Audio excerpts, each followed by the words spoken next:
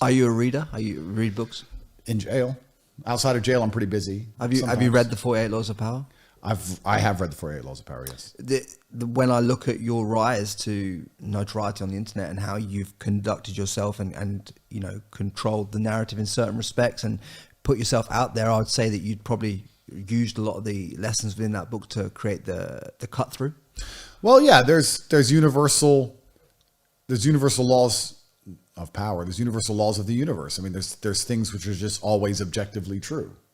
And even if you don't read that book, if you look at the most powerful people in the world or people who conduct themselves in a professional manner, they're going to be adhering to a lot of the laws and rules inside that book. There's some things that just are the way they are. Well, one of the things that I believe that you did, which was great for in terms of cut through, was you picked an enemy, right? You picked an enemy, aka did the enemy pick me?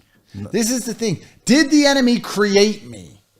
Maybe I am the end result of their own hubris. Everything I said earlier in this podcast about equal and opposite forces, Newton said that. The smartest man in the world with the apple. Newton said there's equal and opposite force. The further you push left with your insanity, the harder you demonize men, the harder you try and force a false version of reality over everyone's eyes, the harder of a pushback you're going to get. That's reality. That's life. But you wouldn't have any ability to make content or have the opinions that you have without a common enemy in front of you. Correct. So they created me. If there was no enemy, what would I even be talking about?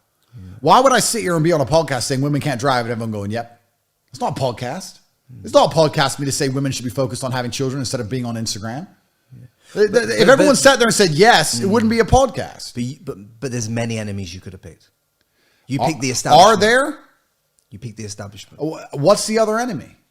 Oh, you could have picked smaller enemies, but you wanted to go big. Well, the establishment is all encompassing.